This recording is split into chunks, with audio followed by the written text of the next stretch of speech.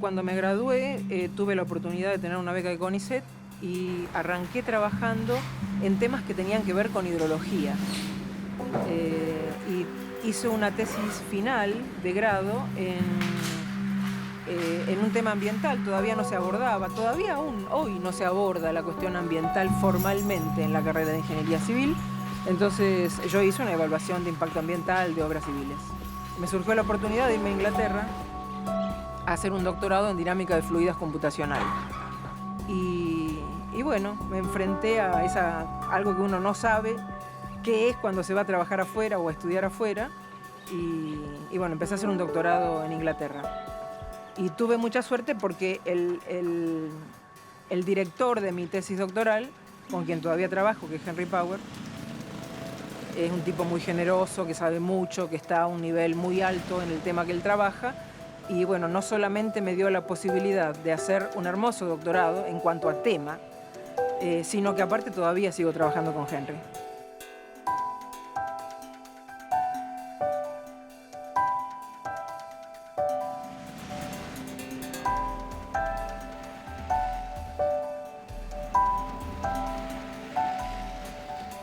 Me acuerdo del primer día que llegué, me dieron un coche, me prestaron un coche una semana hasta que yo tuviera tiempo de...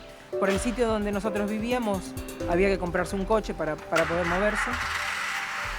Y bueno, bajaba la mano para hacer el cambio y encontraba la ventanilla, porque manejás del otro lado. Miraba el espejo retrovisor y miraba para afuera del auto. Bueno, esas son las cuestiones cotidianas que a cualquiera que se va a otro país se va enfrentando, cómo abrir una cuenta bancaria, cómo vincularte con las personas. Bueno, Inglaterra tiene todo tipo de peculiaridades.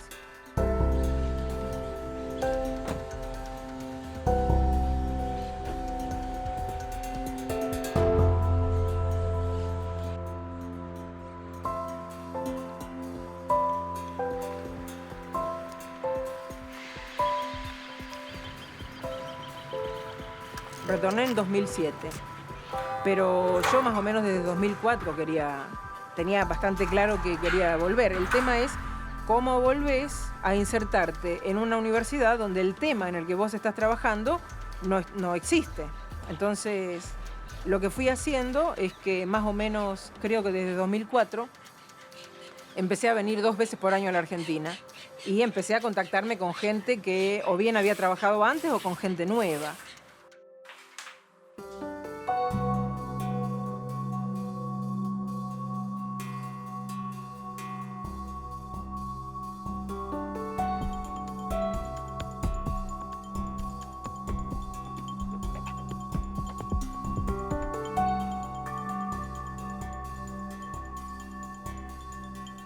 En la escuela de civil la gente no trabajaba con métodos numéricos, no trabaja todavía. En matemática no hacían matemática aplicada a los temas que nosotros hacíamos, en física tampoco.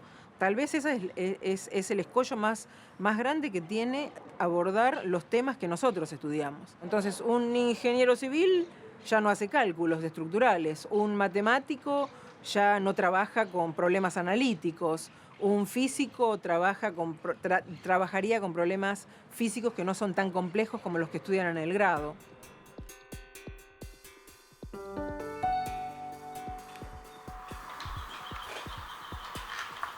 Martín, entonces, quería que conversáramos un poquito sobre esta segunda parte que hicimos de calibración. Sí. Porque nosotros habíamos hecho, habíamos identificado todos los parámetros. Cuando yo tengo caudal, recarga y producción, ¿no es cierto? Tengo 8 parámetros para caudal. Exacto. Tengo 11 para recarga. De los cuales varían con el OAT 9. Ah, de acuerdo, 7 y 9. Entonces, lo que habíamos hecho originariamente es que tomo los 8 parámetros de caudal y corro SWAT-CAP. Sí, exactamente. Es mi intención cuando regreso retomar la aplicación vinculada al agua. Entonces, si la tomás vinculada al agua, nosotros la abordamos como lo que se llama gestión integrada del recurso hídrico. Y entonces te encontrás con que estás trabajando con un sistema que tiene un doble carácter. Tiene un orden natural, que sería todo lo que es físico, y tiene un orden social, porque está modificado por la acción del hombre. Entonces, no solamente ya tenía la complejidad previa de encontrar personas que quisieran transgredir un poquito, pasar a otras disciplinas o trabajar transdisciplinarmente, sino que aparte hay que incorporar gente de las ciencias sociales.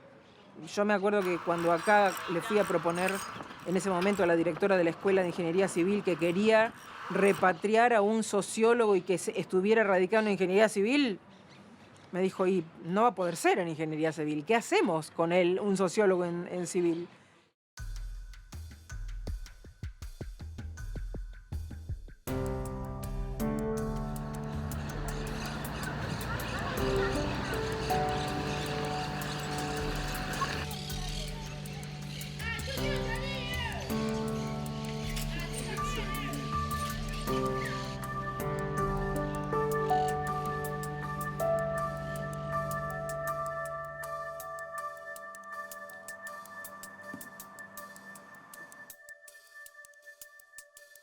La pregunta que me hago es, Sí. nosotros vamos a empezar a contar con un dato que hasta el momento no existe, o sea, no tenemos ese otro dato. Claro. Si después no se me ajusta el modelo, Claro, a mí no bien. me preocupa tanto, No, porque entonces será que yo tengo que reajustar todos mis otros parámetros con los que vengo viendo, claro. Porque lo que quiero decir es que de algún modo nosotros hoy nos tenemos que mover con el dato que tenemos, mensual, claro, y solo pueblo andino.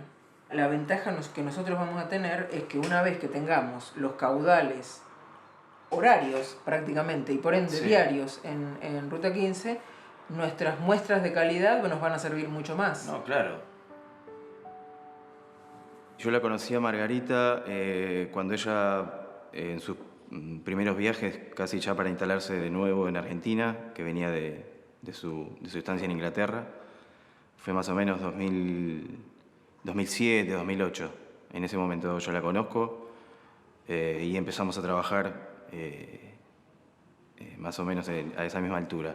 Plantea un modo de trabajo interdisciplinar y yo creo que ahí está la clave para, de alguna manera, la motivación del trabajo en equipo. En el grupo, es decir, Margarita y yo, que somos ingenieros civiles, está Nahuel y Luciano, que son licenciados en matemática. Hasta hace poco tiempo y están terminando sus becas doctorales, Martín, que es licenciado en Ciencias de la Computación, y Gisela, que es ingeniera ambiental. Está también Hernán, que es estadístico, Melissa, que es licenciada en Ciencia Política. Es decir, la verdad que hay, para quien lo ve de afuera, parece un buen mix y realmente aprender y expandir un poco la frontera del conocimiento que traía de mi formación. Para mí es algo muy bueno. Las tareas de campo vinculadas al relevamiento de datos, yo me encargo directamente de eso. Eso es mi formación.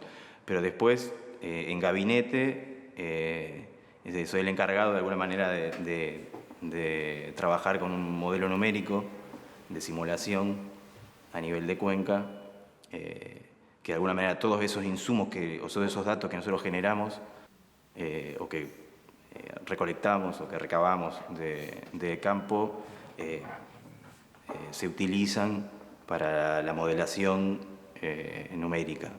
Entonces, como esos modelos de alguna manera tienen parámetros de ajuste, entonces hay que calibrar esos parámetros para que los resultados estén acorde a las observaciones que nosotros hacemos de la realidad.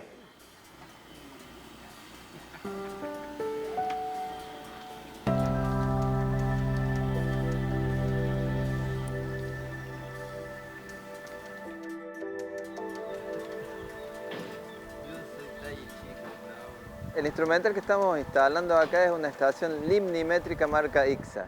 La función que cumple es medir los niveles de agua o tirante de agua en esta sección en un puente sobre el río Carcarañá. La finalidad que tiene es registrar datos diarios cada media hora por un tiempo a lo largo de todo el año, de tal modo tenemos datos para poder registrar el caudal que pasa por esta sección, caudal volumétrico instantáneo.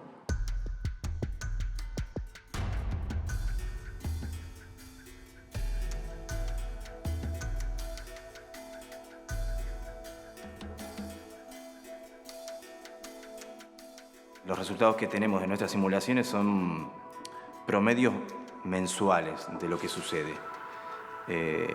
Con esta estación linimétrica vamos a poder, diría, acortar, disminuir nuestro paso de tiempo a valores diarios. Es decir, ahora no vamos a trabajar a niveles mensuales, sino a niveles diarios.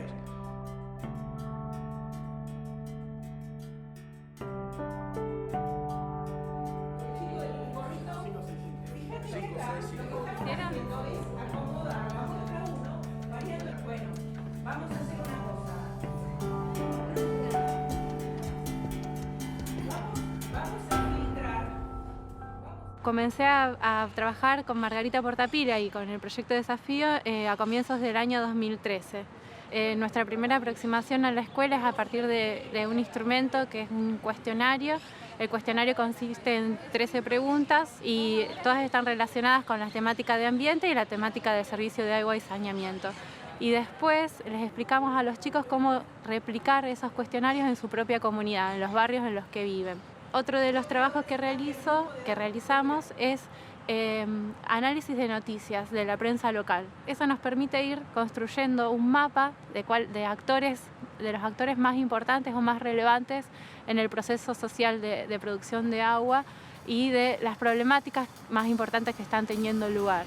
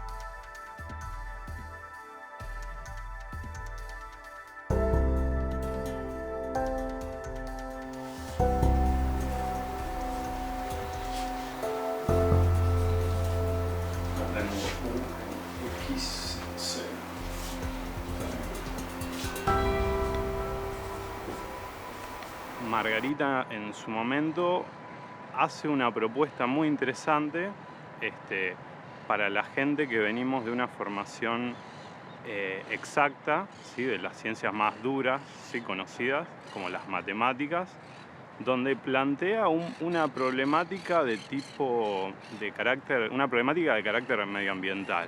Margarita es una científica repatriada, ¿sí? Que apostó a volver y aportar su granito de arena, como muchos otros tantos, a formar parte de un equipo de carácter interdisciplinar abordando una problemática compleja. Quienes venimos de las ciencias duras, en general, somos más, estudiamos más teorías que cuestiones vinculadas a problemas concretos, sobre todo los matemáticos. Yo soy una orientación de la matemática aplicada. Margarita proponía resolver un problema concreto, como ser el problema de contaminantes. Comenzamos trabajando en un proyecto que era modelar transporte de contaminantes en el Río de la Plata. Uno ve el problema físico, lo modela, ¿sí? Ante la complejidad de resolverlo el problema exactamente, uno aproxima soluciones. Bueno, en esa aproximación de soluciones aparecen las computadoras, hoy día más que nada, digamos, la matemática computacional.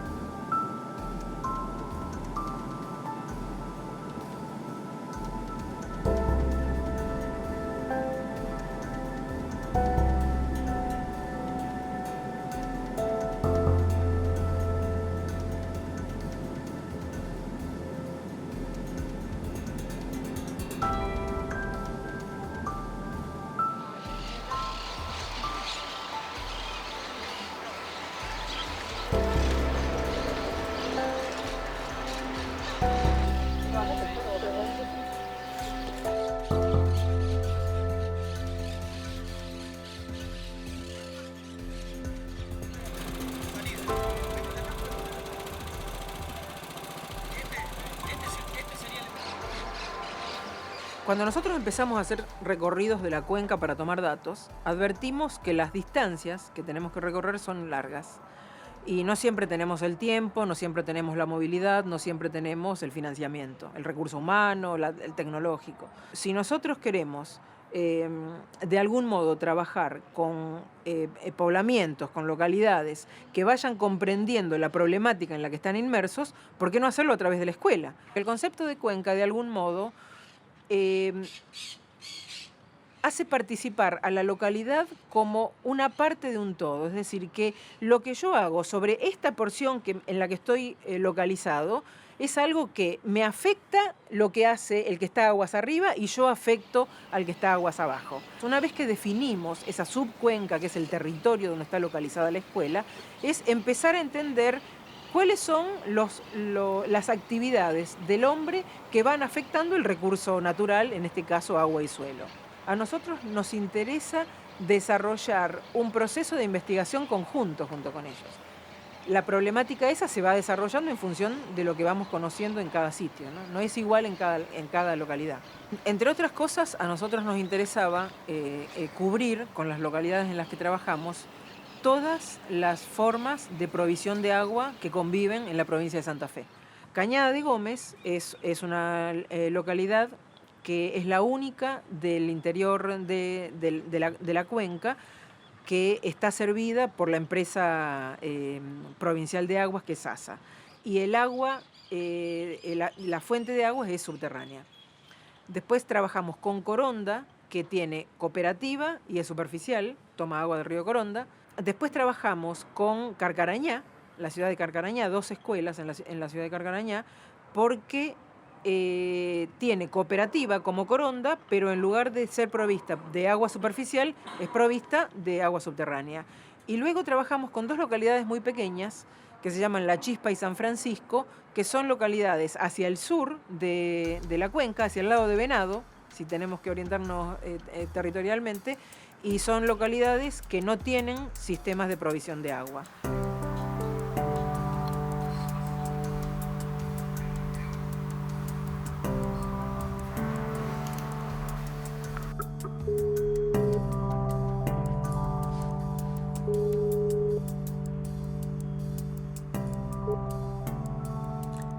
Esteban. Hola. ¿Qué tal, Esteban? ¿Cómo estás? Muy bien. Veo que estás de regreso en Oxford. Estoy de regreso. Estamos preparando lo que va a ser la presentación de Sonia y mía en la reunión final de Desafío en Río. Los chicos, Melissa y Hernán, van a ir preparando un PowerPoint y el afiche que vamos a preparar.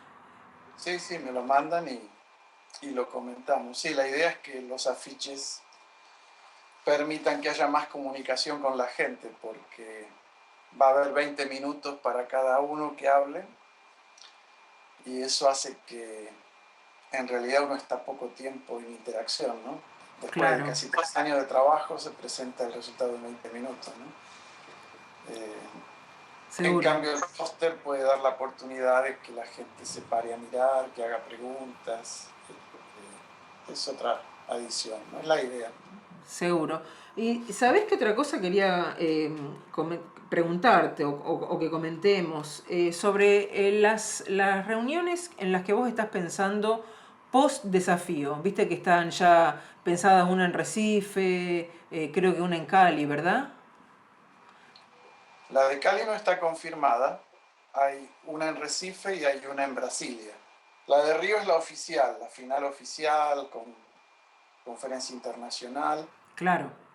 Recife, yo creo que ahí vamos a aprovechar la cosa regional del nordeste de Brasil. Entonces, y Brasilia va a estar más orientada, gracias a que estaremos cerca de todos los organismos de gobierno. Claro.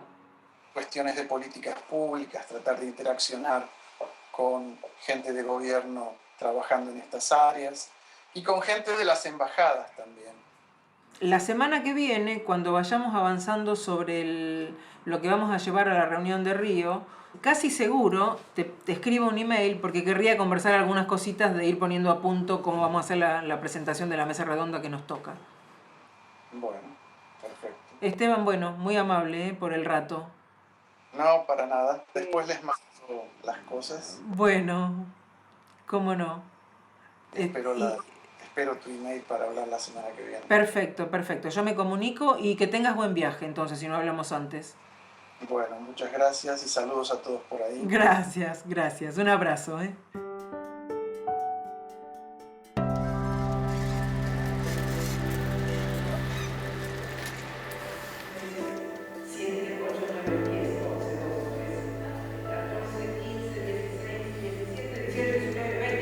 La preocupación económica, ¿no es cierto? ¿Cuánto me cuesta?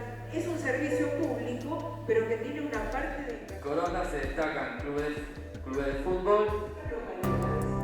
La de arriba es Margarita y la de abajo son las localidades rurales.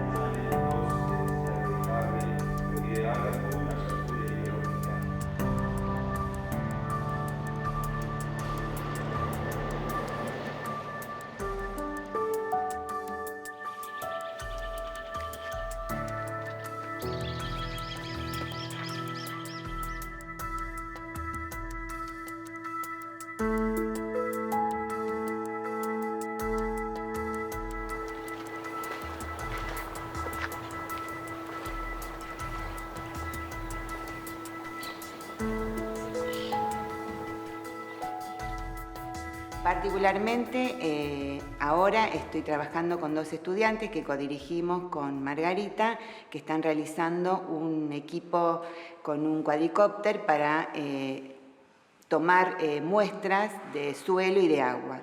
La idea es desarrollar una parte, digamos, del control del cuadricópter que pueda soportar, digamos, las condiciones de trabajo que no son muy, mejor dicho, que pueden llegar a ser complejas y no pueden ser soportadas por los controles comerciales. Y además hay que dotar a esos cuadricópteros de sensores y de equipamiento especial tanto para tomar muestras como para tomar, por decirlo de algún modo, fotografías, que en realidad no son fotografías, son datos espectrométricos que van a ser analizados luego por la gente, digamos, que se encarga de ese tipo de actividades.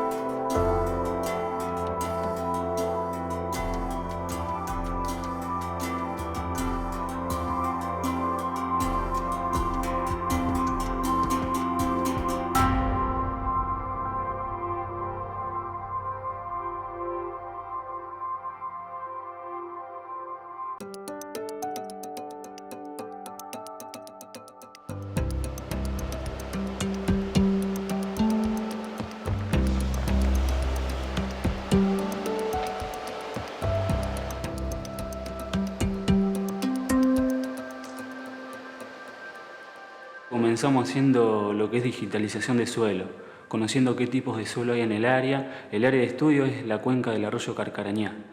Es una cuenca que abarca la provincia de Córdoba y Santa Fe. Nosotros estudiamos solo la provincia de Santa Fe, digamos. Es una cuenca que arranca en Cruz Alta y termina en Puerto Gaboto. Atraviesa todo el sur de la provincia de Santa Fe.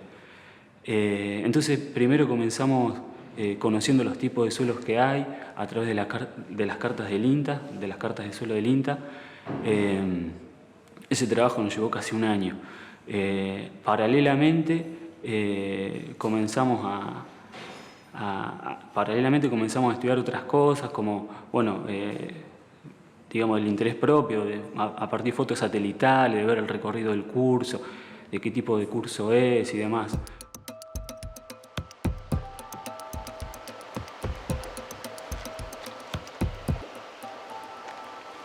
En un proyecto reciente que tenemos en la escuela de Carcarañá, se está desarrollando en la escuela un filtro para eliminar arsénico. El arsénico es otro de los contaminantes de las aguas y de los suelos que coexisten normalmente con el flúor y que tiene efectos adversos sobre la salud más estudiados aún que los del flúor.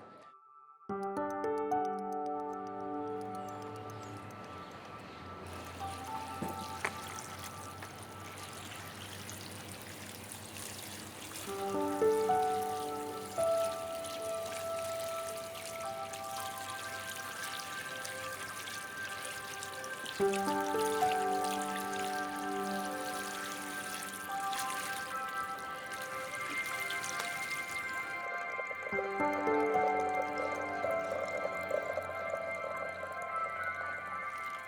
filtro va a servir para justamente captar el arsénico que nosotros tengamos presente en el agua. Está constituido por un recipiente de 50 litros de capacidad.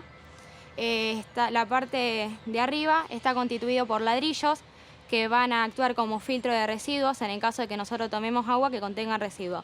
Después vamos a tener las limaduras de hierro que van a ser lo que van a captar el arsénico. Luego vamos a tener la arena fina, que va a actuar también como un filtro microbiológico. Luego vamos a tener la arena gruesa y la grava. Y el agua va a salir a través de un tubo de plástico de PVC que tiene media pulgada. Lo que estamos haciendo nosotros es adaptarlo a esta zona y sobre todo a que llegue a aquellas personas que no tienen acceso al agua potable. Existe mucha gente que está en la periferia de la ciudad y gente que vive en zonas rurales.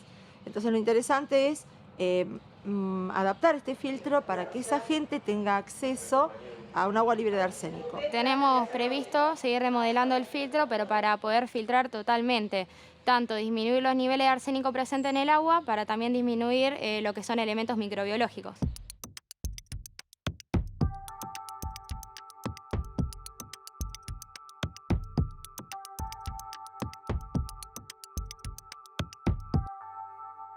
El laboratorio nuestro en realidad es un laboratorio de biología ósea. Trabaja sobre cuestiones relacionadas básicamente al hueso, metabolismo y resistencia ósea y acción de fármacos. Y relacionado a eso, varios minerales como ser el flúor. Entonces la línea principal es metabolismo óseo, pero también tenemos relacionada al flúor, líneas relacionadas a la diabetes, y con esto se abre una línea que es, digamos, a nivel ambiental, que son las tres líneas principales que hay a nivel de laboratorio. El agua, que tiene una velocidad además. Hay una ecuación que modela, ¿sí? Esto es la concentración.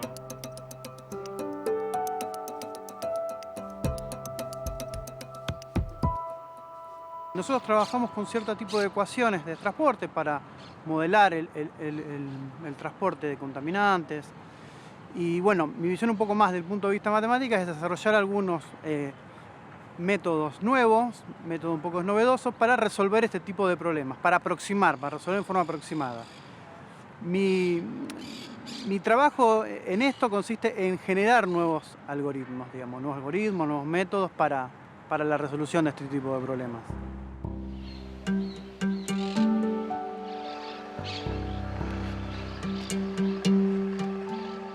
Hoy estamos trabajando con un programa que se llama SWAT, que es un programa al que se le incorpora precipitaciones, tipo de suelo, toda una información, digamos, de entrada. Y, digamos, al nosotros elegir escenarios de cultivo, por ejemplo, puede haber soja, puede haber maíz, pesticidas, todos los agroquímicos que se utilizan y demás, vemos con qué calidad sale el agua en el curso, o sea, con qué calidad se encuentra el agua en el curso. Estamos generando una base de datos que después se procesa. Y hay un software que... El flúor, en primer lugar, digamos, es una sustancia que se utiliza con fines terapéuticos para la prevención de las caries dentales, pero tiene efectos adversos. Sumado a ese efecto beneficioso, supuestamente beneficioso, tiene efectos adversos sobre diferentes partes de nuestro organismo.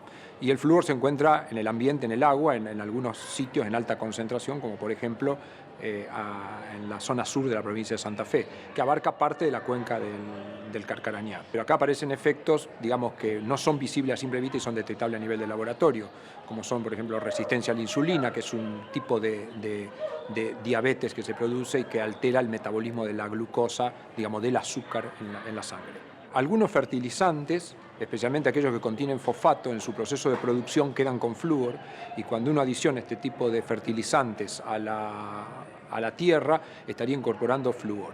La planta consume el fosfato pero no el flúor, por lo tanto el uso sucesivo de estos fosfatos sobre la tierra podría ir acumulando flúor en la tierra. ¿Cuál es el inconveniente? En primer lugar, que ese flúor va a terminar cayendo en el agua y puede tener efectos adversos para la población. Pero en nuestro laboratorio también lo que estamos estudiando son efectos del flúor sobre el crecimiento de algunos cereales. Y lo que se han estudiado hasta ahora es el efecto del flúor en la tierra sobre el maíz, la soja y el sorgo. Y lo que hemos encontrado es que la soja y el maíz se ven seriamente afectados por la cantidad de flúor. Si nosotros vamos agregando fosfato y la planta se lleva el fosfato, pero no el flúor, puede llegar un momento en que la cantidad de flúor que quede en la tierra sea inviable la tierra para cultivar soja y maíz. Quizás no sorgo, pero al menos con las concentraciones que hemos estudiado, sí, el maíz y la soja, que son fuentes económicas y de alimentación importantes, no solo para nuestro país, sino para el resto del mundo, ¿no?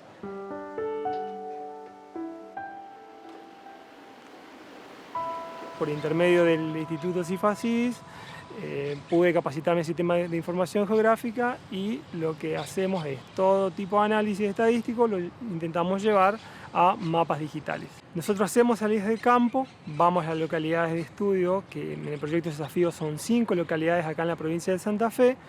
Vamos a trabajar con alumnos de escuelas secundarias y explicamos primero unos cuestionarios que usamos para recolectar datos estadísticos, luego los estudiantes nos traen esas encuestas y luego yo proceso esa encuesta y hago una presentación de informe.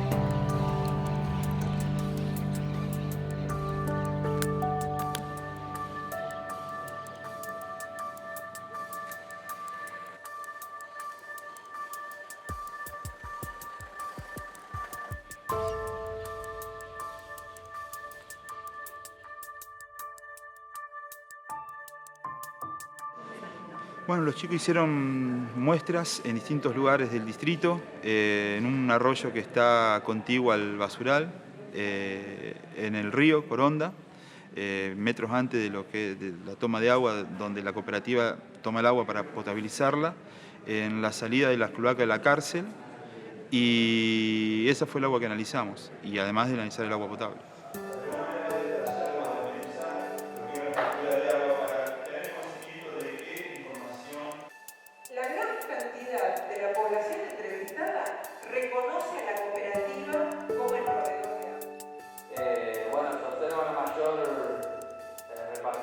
Cuando nosotros lo estábamos estudiando en Rosario para ver las diferencias con la factura de ASA, es que dimos vuelta a la factura. Entonces, la COSERCO, o sea, la cooperativa de acá, en el dorso de la factura, exponía cuáles eran los derechos de los consumidores. Y ASA, la empresa provincial, lo que exponía eran las obligaciones de los consumidores. Entonces eso nos permitió estudiar un poquito la diferencia entre lo que es una cooperativa y lo que es el concepto más de una empresa que considera al agua más como una mercancía, no tanto como lo está considerando la COSERCO. Nos pareció interesante. Los chicos lo que hicieron fue una especie de encuesta a la población sobre cuestiones vinculadas con el agua, el tema de la calidad, el conocimiento de quién provee el agua, el tema de enfermedades vinculadas al agua, el costo del agua, si consideran que es, todas cuestiones subjetivas, si consideran que es caro, si es barato, cuánto consumen, todas esas cuestiones, básicamente. Y además se le va a agregar la lectura de la factura de agua en función de las boletas que se entrega a la prestadora del servicio en Coronda.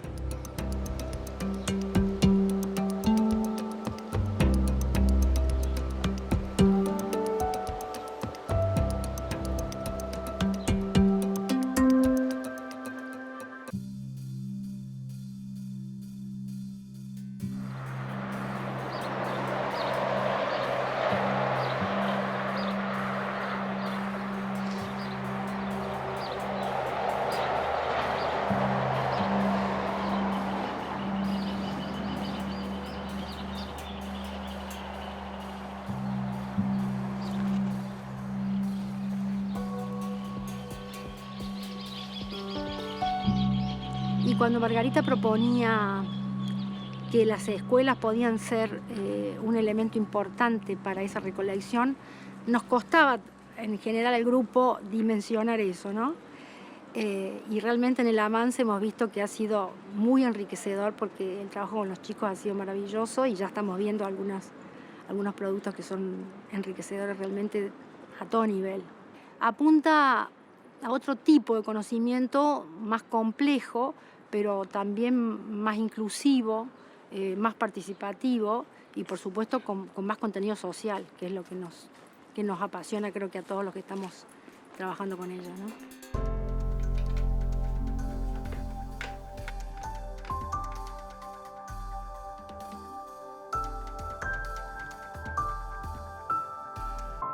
Parte, digamos, de mi investigación está centrada en la biología ósea que sigo, digamos, desarrollando, lo que comencé en mi tesina. Y la otra parte está relacionada, como te mencionaba, con la remediación de aguas, relacionada con realizar un método para poder eliminar el flúor contenido en el agua de consumo. Y ya que hay un montón de poblaciones y comunidades que consumen agua de pozo por los bajos recursos o porque no tienen acceso, poder realizar una técnica de remediación que sea de bajo costo era algo que nos parecía interesante para, digamos, que la comunidad tenga acceso. No tenemos la conciencia que tienen otros lugares que por ahí no tienen esa calidad de agua y tienen costos mucho más altos porque tienen que hacer tratamientos diferentes a los nuestros. O sea, el tratamiento que se hace en Rosario es muy bajo. Digamos, el tratamiento que se hace del agua es casi nulo. En cambio, en el resto de las poblaciones que están alejadas de los grandes ríos, es mucho mayor el tratamiento que se hace, por lo tanto que creo que sí. En comparación a las grandes ciudades me parece que la conciencia que tienen es mucho mayor. Acá el detonante, o lo que nos preocupa, y por eso elaboramos este documento hace unos años para presentar a la provincia, es la recurrencia. Y la recurrencia de picos extremos. Las personas que nos están esperando ahora a lo mejor esperan una solución rápida, y esa solución rápida yo me animaría a decir que no solo nosotros no la tenemos, sino no existe en el momento, porque la complejidad es tanta, pero sí es imprescindible que todos participemos del conocimiento de la región y del aporte de las tomas de decisiones que después se vayan a hacer. Porque hay muchos actores socioeconómicos y políticos que participan de estas acciones. Entonces, supongamos que a lo mejor se deban hacer algunas acciones estructurales, algunas medidas estructurales, no drásticas, no dramáticas, porque si yo me imagino que voy simplemente a desviar el Carcarañá hacia el Paraná a esta altura, ¿y qué pasa aguas abajo? O sea, aguas abajo pero que parece para arriba, ¿no? ¿Qué pasa de acá hacia Gaboto? Todo ese ecosistema que hoy funciona e inclusive el recurso natural que existe de acá hasta Gaboto, que se utilizará en una situación. Nosotros tratamos de ver cuál es la problemática y empezar a conocer concreta y empíricamente cómo se va materializando ese problema. Entonces tengo que seguirlo al problema. No es lo mismo que si yo digo, bueno, yo voy a estudiar calidad de agua y estudio lo que a mí se me ocurrió en el laboratorio o en la oficina. A nosotros, de algún modo, fuimos llegando a esta forma de trabajo en la práctica, porque durante algún tiempo estudiábamos en el gabinete lo que pasaba en la cuenca, por ejemplo, del arroyo Cañada de Gómez. Hasta que fuimos a ver el Cañada de Gómez y vimos que lo que nosotros creíamos estudiar no era realmente lo que estaba sucediendo con el Cañada. Entonces, lo que decidimos es, bueno, salgamos al campo, empecemos a ver cuáles son los problemas y tratemos de conciliar lo que nosotros estamos capacitados para estudiar junto con toda esa problemática. Y lo que entonces empieza a darse es que lo que generamos es un conocimiento singular, ¿no? Distinto al que nosotros generaríamos sin salir de la oficina. Tenemos que responder a esa realidad que constantemente estamos contrastando. Entonces a nosotros nos preocupa eso, a nosotros nos preocupa que ese dinamismo nos lo dé el contrastarnos contra la realidad. Entonces, claro, eso constantemente nos va haciendo ajustar lo que estamos haciendo. Y en función del conocimiento de campo que vamos teniendo es cómo vamos delineando el paso que le sigue. Tal vez ahí esté la diferencia, que yo no lo planteo de antemano, sino que me voy planteando como plazos más cortos y en función de lo que voy evaluando y conociendo, voy avanzando.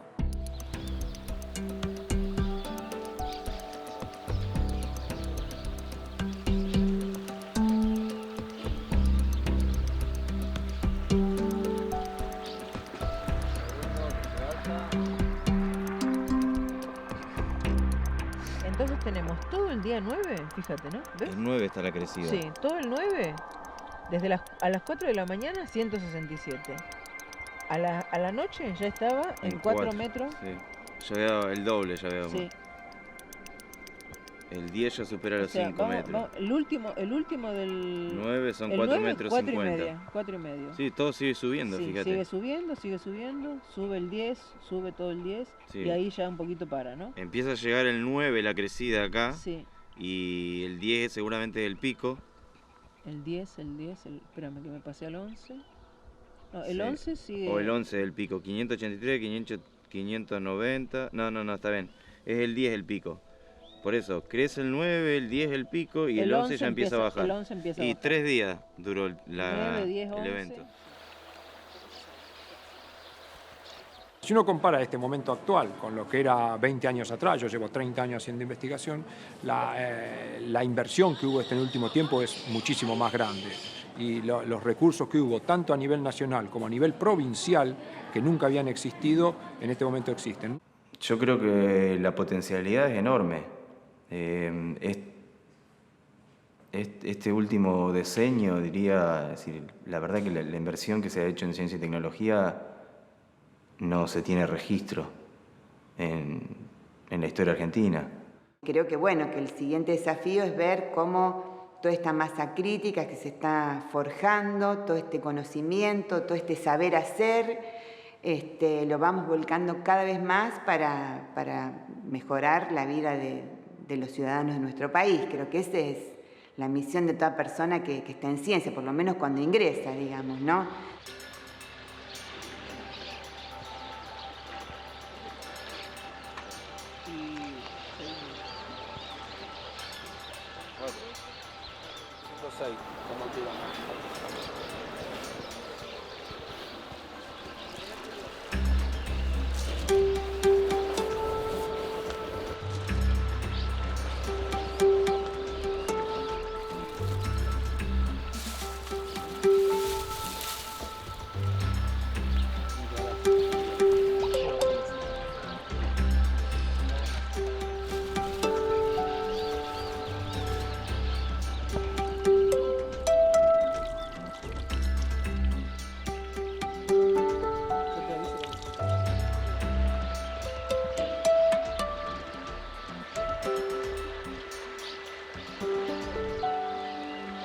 Yo tuve la fortuna de regresar a la Argentina en 2007, donde la Argentina ya empezaba a tener la ciencia y técnica como una política de Estado. Sin eso, o sea, yo no hubiera podido regresar. No hubiera podido tener el financiamiento y la posibilidad de tener un grupo como el que tenemos hoy. Hubiera sido imposible, ¿no? Otra de mis preocupaciones cuando venía es que, ¿qué quería yo? Y que quería tratar de que la experiencia que yo había tenido, que me la había pagado siempre el Estado, la pudiera replicar. O sea, yo pudiera estar capacitada de decirle a los chicos que trabajaran conmigo, trabajen afuera, piensen y vean cómo se trabaja en otro sitio para luego readecuar lo que nosotros hacemos. Hubiera sido imposible si no tenemos un financiamiento que es política de Estado. Imposible. Llego y no tenía una sola oficina. Entonces, Alejandro Checato, que era ya el director de este instituto, nos facilita una oficina que nos prestaron durante un tiempo. Estaba claro que era una oficina que estaba esperando un equipo del IBR, que cuando llegara ese equipo nos íbamos a tener que ir. Entonces durante un tiempo trabajamos en una oficinita que nos vino fantástica, pero duró un tiempo hasta que un día me llama el director del IBR y me dice, bueno, se va a tener que ir, el equipo que estaba en aduana y que no podía entrar llegó, ustedes se van. Había un edificio que está por allá, que es lo que hoy es el laboratorio que dirige Claudio Fernández, pero que en ese momento estaba abandonado. Y bueno, todos estos edificios estaban sin construir, estuvimos varios años trabajando en ese sitio hasta que el rector nos pidió que lo dejáramos porque tenían que hacer los arreglos edilicios por el convenio que había entre el IBR, el grupo de Fernández, y el Planck. Y realmente yo me fui gustosa, me parecía fantástico la posibilidad de tener eso en UNR. Todos estos edificios que ustedes ven acá son nuevos. Esto lo inauguraron, creo que este edificio debe tener 2 años ahora. Y bueno, la calidad, tenemos que ahora realmente ser conscientes que la calidad de trabajo debe mejorar como ha mejorado nuestra calidad edilicia, ¿no? Pero hubiera sido impensado trabajar en un sitio como este si no había una política de Estado de apoyo a la ciencia y tecnología.